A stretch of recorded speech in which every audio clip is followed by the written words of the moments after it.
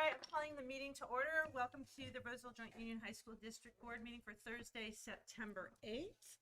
And I will start with reporting on closed session item 2.1, passed 4-0. And also just wanted to note that Mr. Scott Huber will not be joining us this evening.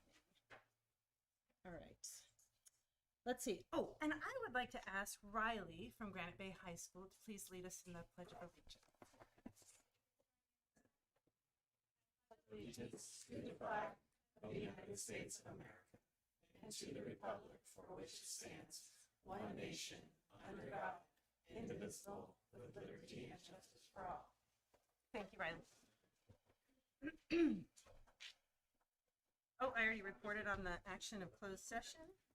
Okay, I'm going to announce the meeting protocols. I'm going to read it directly here from the board doc. So there's an opportunity to speak to the Board of Trustees on items not on the agenda during our public comment section, and an opportunity to speak on items on the agenda when that item comes up for consideration. So if you are interested, please complete the comment form located on the table in the back of the room, and we'll call on you when it's your turn to speak. If we have many speakers, we will be limiting the time. And a complaint about a specific employee or employees of the district shall be made to that employee's immediate supervisor or the principal as required by the board policy and admin regulation, and will not happen here. This meeting's being audio and video recorded. Okay, item 3.4, communications. No communications this evening. No communications. All right. Item 3.5, committee reports. Well, let's see. The policy committee met immediately before this, but no report. We'll have that at a future meeting. All right. Do you have a committee report? Okay, no committee reports. All right. Item 3.6, let's introduce student board representatives. How shall we start? Shall we start with Saba? Thank you. To introduce Saba Corbinzada, I got your last name right, as the Wood Creek High School Student Board Member Representative. She's involved in a lot of things, so I'll keep it minimal. I could go on and on forever. But she is a Key Club rep, CSF Vice President. In those roles, she serves as liaison for the members and officers, works on community events, and plans meetings. She also is a track and field and runs 400, 800 dash, so she's fast. And she's in our medical assistant training program. So by the end of the year, she should be, if I got this correct, CPR, first aid, and MA certified, which is great because she wants to go to med school eventually. In her free time, do you really have free time? Not really. Okay, I didn't think so, but she creates and publishes a food blog, which I'm volunteering to test foods for you. For anybody in here would as well. She likes all outdoor activities, cycling, hiking, sightseeing, and then she enjoys community service, especially working in elementary schools, which I can definitely appreciate. After she graduates, she plans to go to UC, and then, like I said, medical school. And Saba, we're just really glad you're here. So welcome. Thank you. And this is Kate Benevento. She's representing Roseville Pathways. She came to us freshman year, and in her very first class of art and design, she ended up mentioning that the Independence logo was a little outdated. So in her art and design, she designed about 32 iterations of it, and it actually got approved as a freshman. Then she joined school side council. She joined the LCAP committees. She pretty much, student council, got everything sort of, I guess, helped us get the vision of what Roseville Pathway was. She's an absolute leader. She was also a part of the naming committee for Roseville Pathways, and she is in the animation pathway. And so she's a junior. She's taken a ton of Sierra College classes. She plans on graduating at the end of this year, going into 2D animation with the possibility of an internship down in LA. So we're extremely proud of her. She has a bright future ahead of her, and we're very glad you're representing us as Roseville Pathway.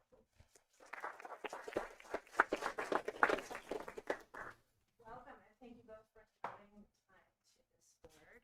And we'll be asking for your vote on many of the action matters. And if you have any questions at all, please just ask us, and we'll do our best to explain what's going on with them. All right?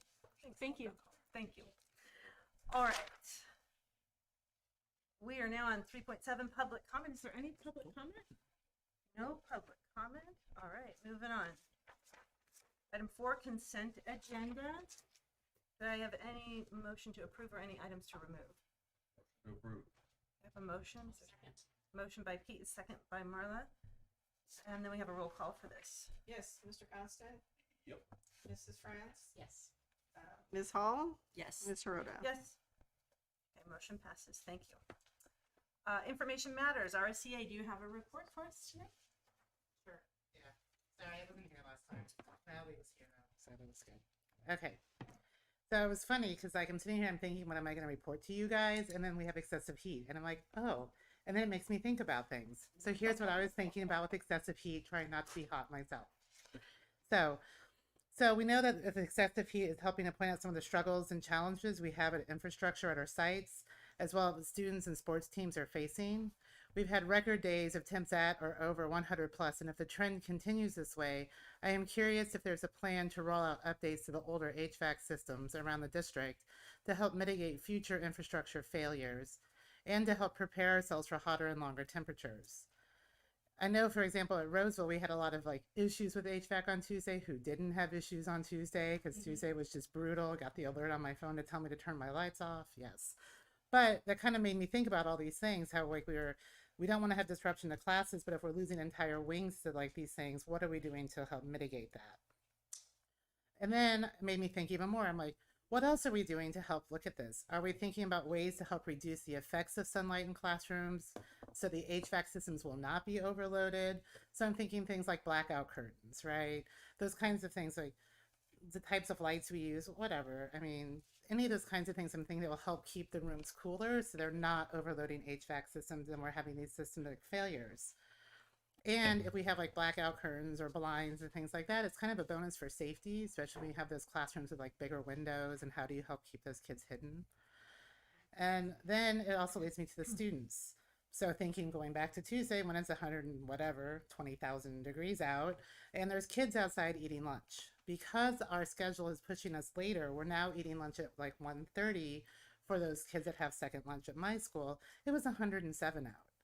And there's kids outside eating. I opened up my classroom to the kids and I said, hey, if you want to come inside, but technically teachers have duty-free lunch, so we don't have to do that. That made me think, do we have a plan for extreme weather and how we communicate that out to kids at lunch or things like that? So then I'm thinking maybe that would be a good thing to have. Maybe we need to have some kind of plan. Where do these kids go? We can tell these kids, hey, when we have this really terrible weather, these are the places you go to have some safety and get out of the elements. That was one of my other thoughts. And then we go to the student athletes. We already kind of saw what happened with Del Oro and the football player, and that was like pretty horrific. And I know that there's been some guidelines released too about the extreme heat and wanting to like cancel practice or move practices around. So then I was thinking, I'm pretty sure we're on top of that too, but just wanted to reiterate, maybe we should make sure that we have a constant message across our district to help ensure that there's protection at all campuses and they're hearing the same message across the board. And those are my thoughts from the extreme heat. I thought I did pretty good considering how hot it is. But and now I'm done with my speech. So thank you. Just for clarification, I always have a constant message. I know you like constant. You like anything with the word constant in it. That's what I appreciate about you, Peter. You are constant in your constant motions. All right, thank you. Thanks for that. And that was very timely and appropriate for what we're all going through. So, all right, we're moving on to action matters. Item 6.1. Yes, this item is the settlement agreement with CSCA. We settled with all of the bargaining units before the school year, but we still had to meet with CSCA. The value of this package is the same as it is for the other groups. The only exception is because it was settled partway through the year, there is a small retro payment going back to July 1st, but it's much smaller than what we've had in prior years. So this was approved by their bargaining unit, and these are all the ratification documents that we go through with the county, basically saying we can afford to pay this. So staff recommends the approval, and there's also a part where the board should invite public comment on this agreement. All right, thank you. What questions does the board have? Any questions? No questions. No questions. Okay, seeing no questions, I'll open up for public comment. Anyone from the public that'd like to comment on this item? Okay, seeing none, I think there is a board comment waiting. Thank you. I just wanted to say again, like I do every time we do this, I just appreciate how cooperative our negotiation process is in this district.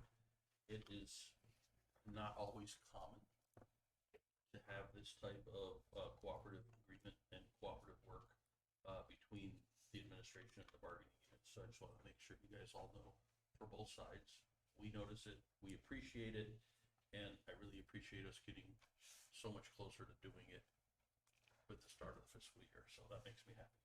That's it. Any other comments? No comments? Student board members, what questions do you have? None for No now. questions. Okay, all right. With that, I'll call for a motion. It's a pleasure of the board.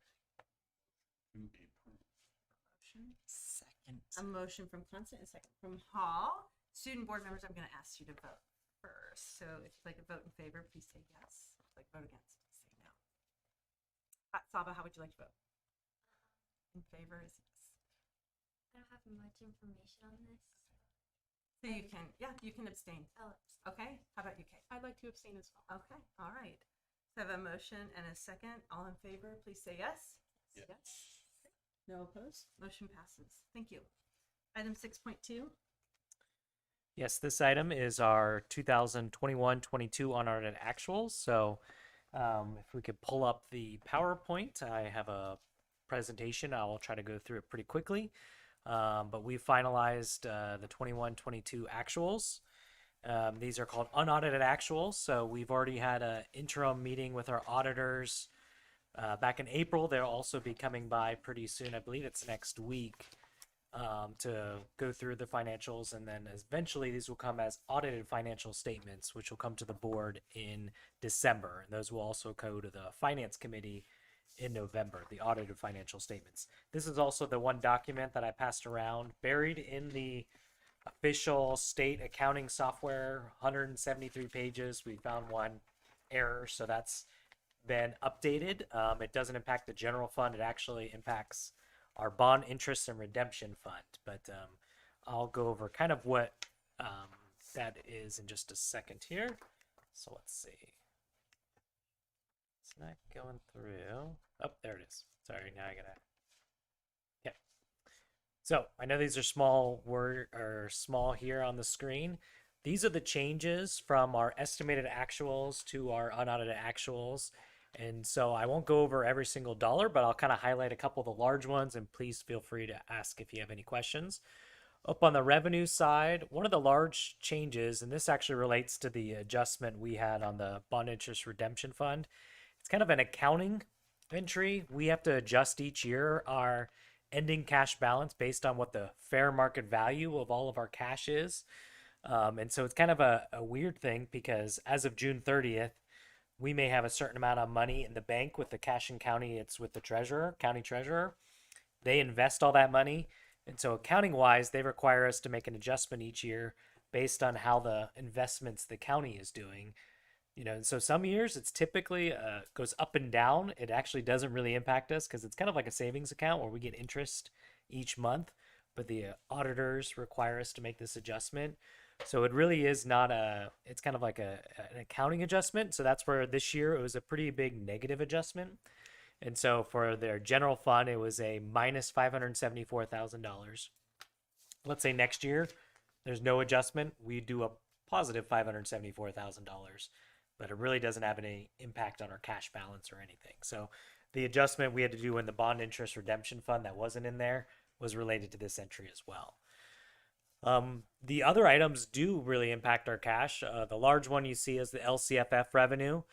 The main reason for that large increase was the state adopted, and I already updated the board on this, but the state allowed us to use the same ADA rate that we had prior to COVID.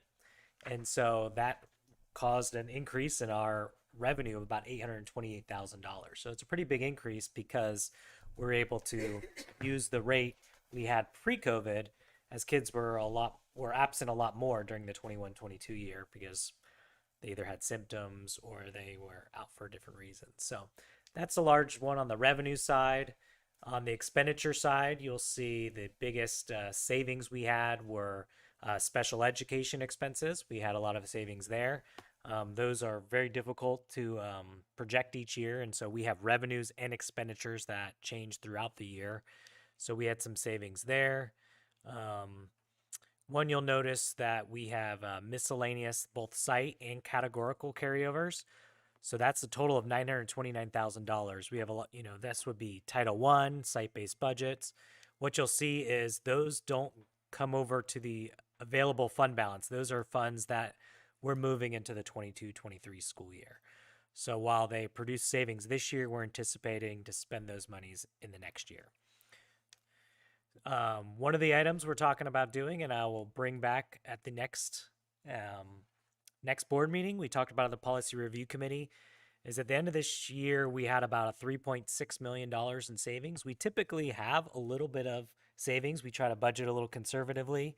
So I like to bring positive. Typically, this is a bit higher than normal. Usually I'm around the, 1 or 2 million or less is the goal. So this is a little higher. Some things are obviously outside of our control, but I'd much rather come to you with, we have some additional savings as opposed to the other way. But one of the items we talked about in the policy committee is when we have savings in this year that we would put a percentage, we're recommending 25% at a minimum would go to the pension trust, so that we're taking money, that savings we had, and setting it aside into our pension obligations. So in this circumstance, if we do at least 25%, that would be almost $1 million of this 3.6 million that we would set aside and put towards the pension trust, because it really is, the majority of it is one-time savings. So if we can take some of that one-time savings and set it aside, but that's something we'll bring back as a policy at the next board meeting, but I wanted to mention it now. One item I just want, just so you can follow along, you can see the, oops, I'm doing the wrong button here. The outside of that 929,000, you see that 4.6 million. I'll fast forward to this document. You can look down here and see that 4.6 million right here. These are the total variances broken out by the different categories. And so I won't go through those in detail, but as a whole, we were projecting $18.4 million in our ending fund balance, and because of that difference, we're now at $23 million ending fund balance for 21-22. And then fast forward, this is, or rewind, this is the adopted budget, a multi-year projection that was presented to the board back in June. Already presented some updates to the board, but at that time we were projecting 18.4 million, you can see right there. And now here's our new multi-year. There's that 23 million I mentioned and showed you earlier. We have not made any changes yet to these out years because we were really just focused on 21-22, but you can see when we have that savings, what that does to the multi-year projection. And we're still in a really good shape with surplus in those 2 years, as well as an ending fund balance down here. Joe, quick question. These do include the contracted impacts of just. Yes, correct. Yep.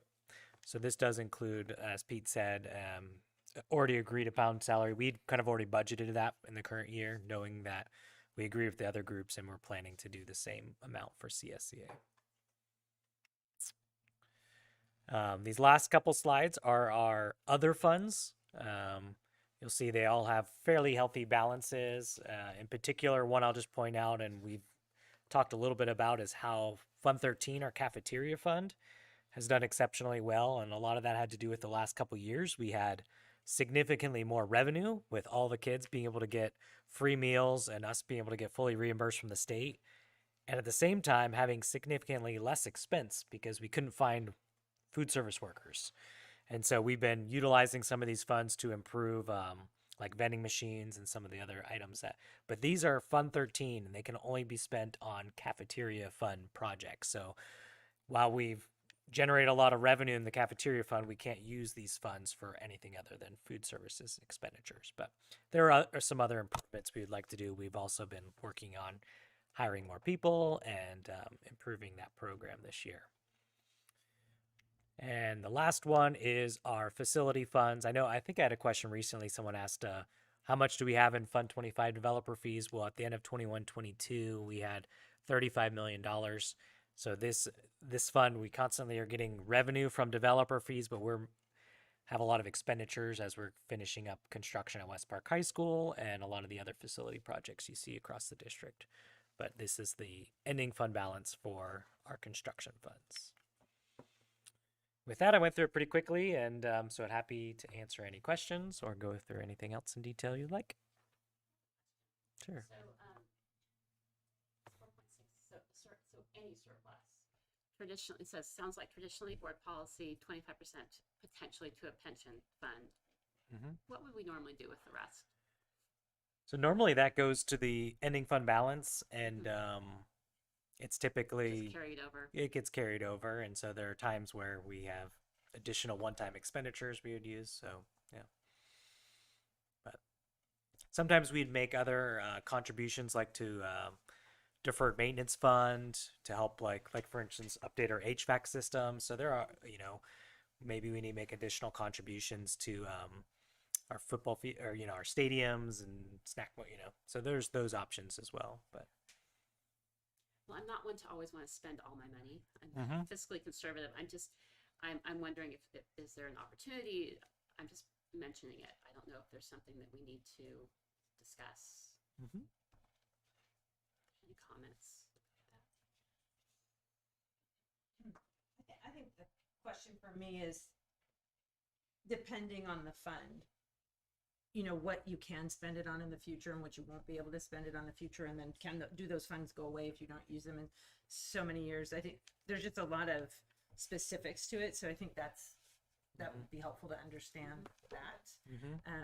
And from my little time on the board the last 6 years or so, what I understand is Roseville Joint's been able to do such a great job of managing the fund so well over time, and whatever it is that could be carried forward, or being real mindful of that we've been able to keep the staffing levels where we always need to keep them. And so I don't know, like, where, in Joe, of course, Joe would be the one that would be able to help determine that, and what would be wise to save for a rainy day in case. Well, right now, the state seems flush, and I don't know how that will continue sometimes. Let's be honest. Aren't we limited on what amount we're allowed to have left? We are. Right? yeah. So if you look at this multi-year, where and we adopted the budget with less than, see this percentage here, the 11.56. So our reserve cap is 10%. One thing we haven't put in here is any salary increase for the current year or for the following year. So that's a potential. We don't have anything currently, so there's a percent potentially for that. But you can see we're right now projecting to be above 10% in those 3 years. However, we built in projections and LCFF revenue growth, enrollment growth. There are those could change. We could not see. I know there's some concerns out there of recession, and so while the state's really flush with cash right now, there are starting to be some bells being, alarms that, it may not look so good in the next year or two. I know the last couple months, the state revenues have been below projection, where I reported to the board last year, every single month it was above projections. In the last 3 months, it's been below state projections. So I don't know if that'll continue, but. And that's where I think we really have to be cautious, because when our state tends to have very rosy eyes on what they expect money to come in, and last year was really an anomaly where it exceeded. So keep an eye on that, and we have to be conscious that with the inflation that we are experiencing, there are a number of these columns that are going to end up going higher than we expect. So some of this will be, unfortunately, evaporating to that inflation. Yep, we've definitely seen a lot of those inflationary, with price of gas has gone up, and a lot of just cost of materials for a lot of departments has gone up. So I was just asking the question because it's a lot of money that Mm-hmm. surplus, but to be prudent doesn't mean we should immediately try to figure out how to spend it. Although if there's a one-time need, I was just asking the questions. Yeah. Questions. Anything else? Any other questions? Any public comment? Public comment? Questions from you two? It's a lot of money. And it's a lot of good guesswork, really educated guesswork. Yeah, and I meant to say this Bless you. just bless you. While it also seems like a lot, and it is a lot of money, so but when these percentages here, that's the percentage of our total revenue, and this is a percentage of our total expenditure. So, as a percentage, it's not a huge amount because we have a very large budget, but it is dollar amount, still a very large amount. All right. I hear a motion. Okay, a motion to approve from Franz. Second. Second from Constant. All in favor? Oh no, excuse me. Student board members, any questions, or would you like to vote on this item? Yes. Okay, you can vote yes. All right. Saba, how about you? Okay, thank you. All right, board members, all in favor, please say yes. Yes. Yes. Any opposed? All right, motion passes. Thank you. Thanks, Joe. Thank you. 6.3. Yes, this is an item we have to do each year. It's kind of confusing, but the Gann limit, which was passed in 1978 through proposition, requires us to essentially report back to the state our expenditures, our appropriations limit from the prior year and an estimate for the upcoming year. And so as we've closed out the books, we've recommend adoption of this resolution, which establishes our appropriations limit for 22-23 and essentially trues up the 21-22 school year. But it doesn't have any impact on us, but it's a matter of reporting that information to the state. The state uses that and combines all of the government entities to determine what their Gann limit is. Thank you. Questions or comments from the board? Public comment? None? All right, this is a resolution, so we'll do a roll call vote on this one. Oh, I'm sorry. You need a motion. Motion to approve. We'll move to approve. Motion from Paul. Yeah. So, Second from Go Constance. straight to Thank you. Now let's do the roll call. Would you like to go first? Would you like to approve? Sure. Okay, how about you, Selma? Yeah. Yes, okay. Yes, Mr. Constant? yep. Sorry. Ms. Franz? Yes. Ms. Hall? Yes. Ms. Rhodes? Yes. Thank you. Resolution passes. 6.4. Yes, this item, I talked a little bit about this last board meeting about a potential award of one more bus grant. And so we did get an official word that we got approved for 6 more EV buses. So this would put our total to 18 buses. So we had 12. And so this will put us at 18 of our total 44 buses. And you can see the cost when you factor in the Roseville rebate that we get from City of Roseville, as well as the HVIP vouchers. And especially those wheelchair buses are only $1,184 cost to the district each. So that's a great deal.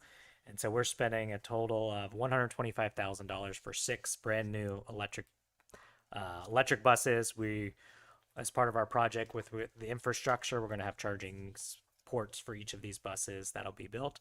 We probably won't be receiving these for another year or so. These grants also require us to destroy 6 of our older buses to get them off the road. And this is very much needed because we've got a pretty aged fleet.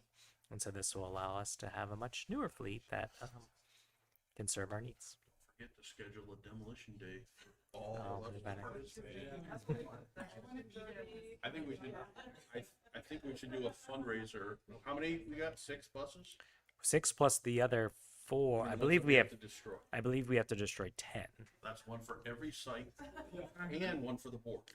So I think that is a great fundraiser. That is a great fundraiser. Good idea, Pete. Like you pay per sledgehammer hit? Sounds fun to me. All right. Any other comments? Valuable comments. Valuable. Question. No. So that puts us at 26 gas buses, or if I'm doing them, so you said we had 44, now we're down to 18. Yeah, so Okay, 44. so we'd be about 50, well, Yeah, so we're bad about math, but 50-50-ish. yeah, it's a little bit higher, like 55% gas. And one of the and this is a good space that we want to be at because the one of the limitations is still the amount of miles they can go. And so we do sometimes have long field trips, and so for those at the time we'd still be using our gas buses for those. But although local, home to school, then there's plenty of capacity in the batteries to take them to and from school. This week people aren't allowed to charge their electric vehicles. certain times. So it's probably good to have a balance. Yes. Okay. Is there any public comment on this? All right, seeing none, do you have a motion to approve? I motion to approve.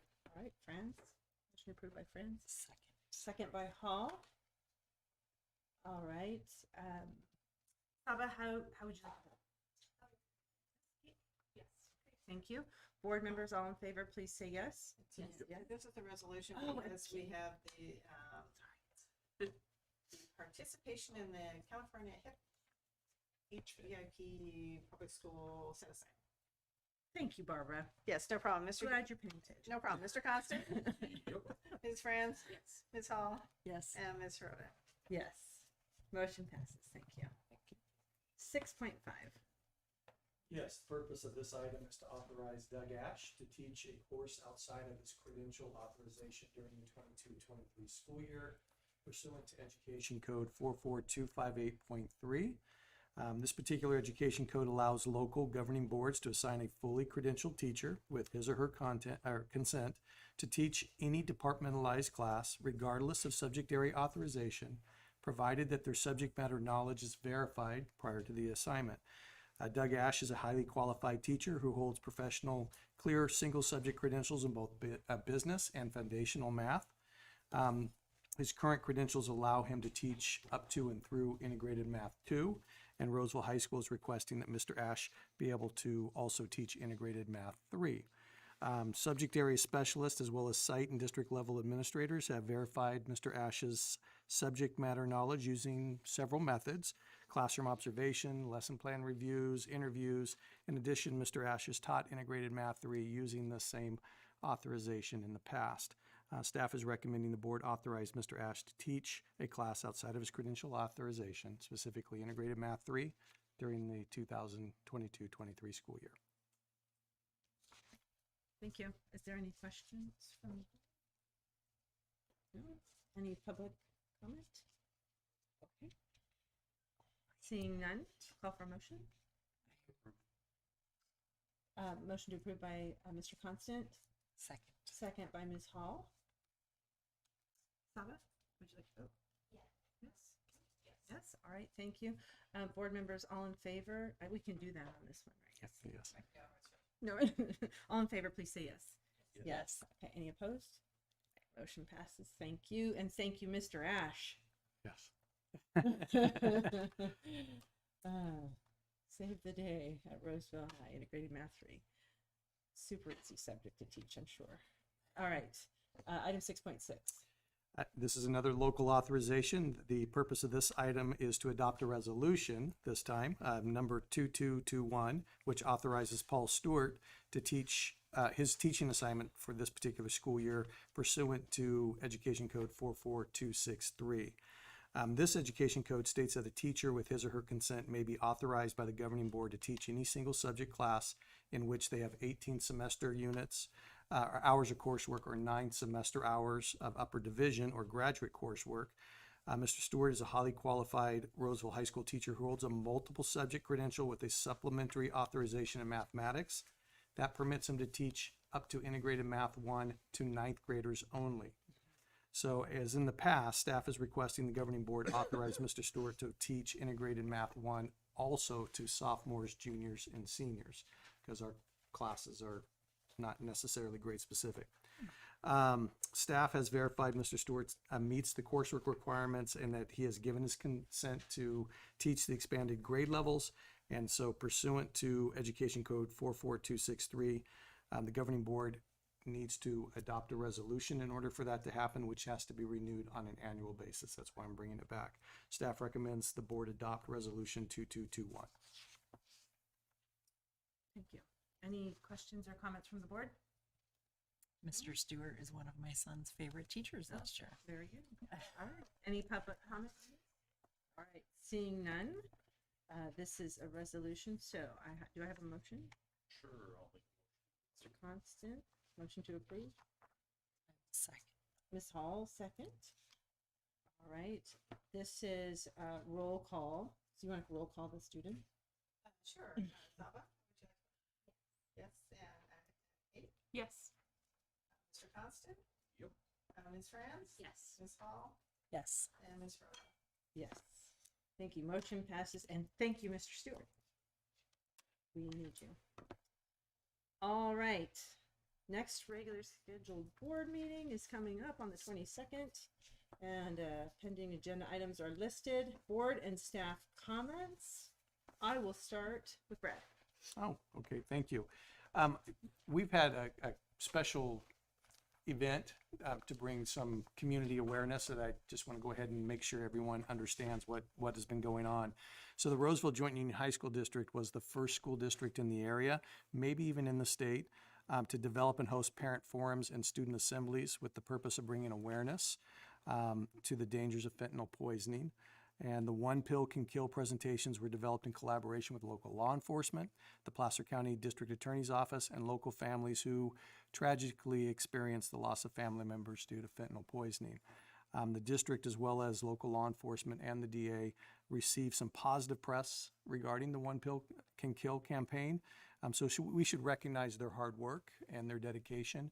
But in particular, I would like to point out that both Mr. Hasty, our executive director, as well as a parent in the district who also is a deputy district attorney, Lisa Botwinick, for leading the charge in making this happen.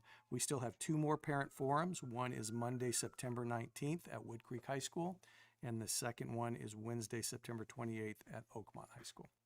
So encourage families to go and learn a little bit more about it.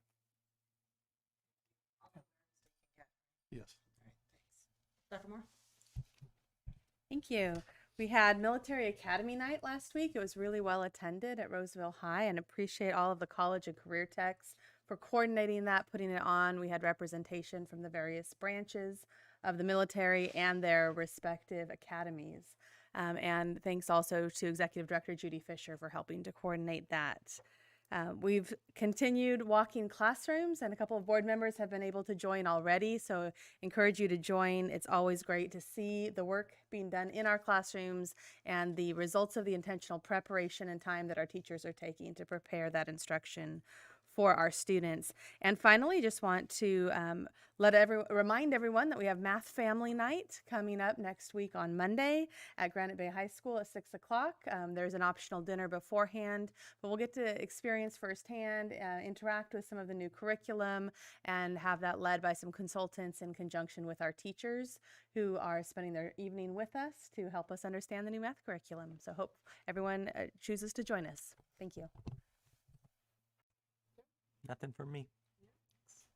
I'm going to turn it over to you if you'd like to share what's going on with your school, anything you want to share with us and want us all to know. So at Wood Creek, we implemented some new systems that we did not have last year. So one way to help students arrive to class on time is that we have a new system called the Hurry Hurry Bell system. So a couple minutes before passing ends, we have the Hurry Hurry song play over the loudspeaker. So this really helps students know when they should walk to their class, so it reduces tardies.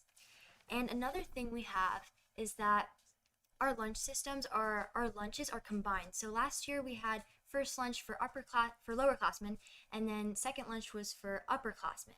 But this year the lunches are more combined, so all classes are in both lunches, and this really helps the underclassmen have a role model such as the upperclassmen, and this really improves the lunch behavior and trash problem that we saw last year. Yeah. And also we have our homecoming week coming last week of September. We actually had our theme reveal yesterday. Yeah, the dance and football team revealed it through a performance, and the theme is Party in the City, which is really cool. Yeah, and that's it for Wood Creek right now. All right, thank you.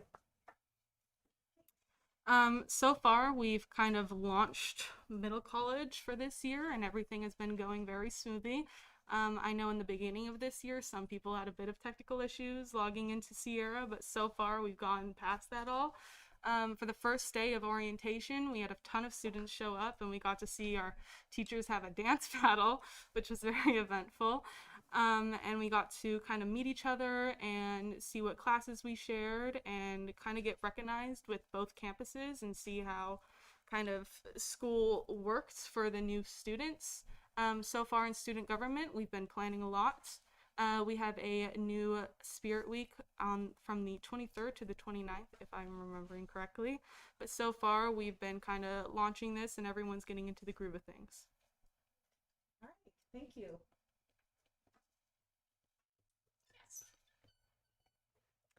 I wanted to share that I visited Roseville Adult School yesterday, and I was struck by the English learner class where they were grouped by countries of origin, and it was remarkable to me because you could see the level of effort, and because English is hard. And I was just humbled to recognize we have some really hardworking people in our community, and they are making a huge contribution that probably goes unnoticed sometimes with the GEDs and the diplomas that they're helping people go through, and the technical classes. And so I'm visiting October 20th in the evening if anyone would like to join to see how much more busy they are in the evening.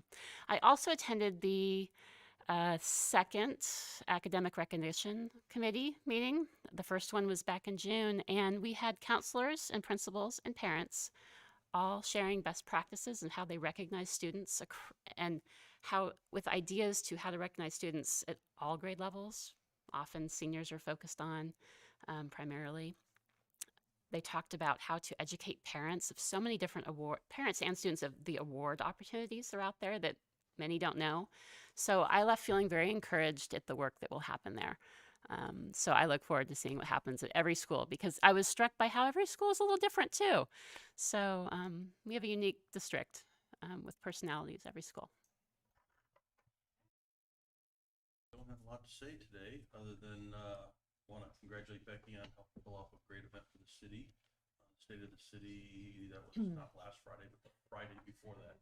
Seems like it was a long time ago. It feels like a long time. But it was wonderful. The comments from everybody who was there were positive on just so many levels. So I thought it represented our district and our city very well. So thank you for all the work you and your staff did, because I know that it's not easy putting on an event for hundreds of people while kids are in class and moving from class to class. So thanks. Over to me. I was going to say thank you to Dr. Moore for walking me around today. We got to tour Roseville High English programs. So that was it. Every time I go to every school, I wish I was in high school again. Like, I want to go to school here. So it's just really great to see the teachers working and so engaged with the students and the students learning and really taking so much from every lesson. So that was, it's always heartwarming to see.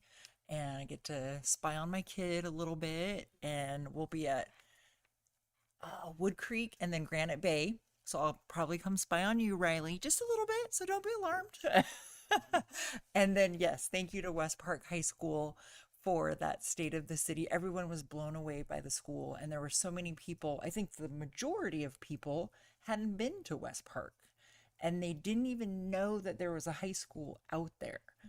And it was like, wow, this is a high school. It looks like a college, and it's so beautiful. And seeing the dance team and the band was, again, a good reminder that we're off to, you know, what feels like the first normal school year in a long time. So it was sweet. I cried. I do that, but that's about it from me. Thank you.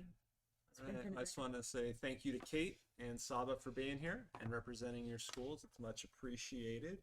And then just a quick appreciation to our school sites, our teachers, staff, our ADs and coaches for their flexibility this week and a little bit of last week with the heat, changing rooms. We had closed down buildings and canceling games, rearranging games. I know my son's practice went to 6 a.m. in the morning, and so flexibility to our parents for getting their kids to these places. It's been a little bit of a wild week, but from what I've heard is at all of our sites, people have stepped up and have been very flexible and accommodating to make it work for our classes, our programs, and our kids. So thank you to everybody involved in that this week. Much appreciated. Thank you. Thank you again. Welcome. for joining us, and thanks for spending your time here. And I just wanted to mention a little bit on that, Mr. Becker, is that I think what COVID taught this district was how to be one district together and to be flexible and to work together, and it shows in everything that we do. So thanks to everyone who makes everything happen, like the flexibility around changing games and canceling things and changing classrooms and whatnot. So it takes us all moving the same direction, being on the same team to do that. So appreciate being part of this district and have amazing gratitude to the work that's being done. And with that, I will ask for a motion to adjourn. Do I need a motion to adjourn? I can't remember. No? No. I don't remember. think so. Then I'm not going to do that here. So motion, meeting adjourned. Thank you. All right.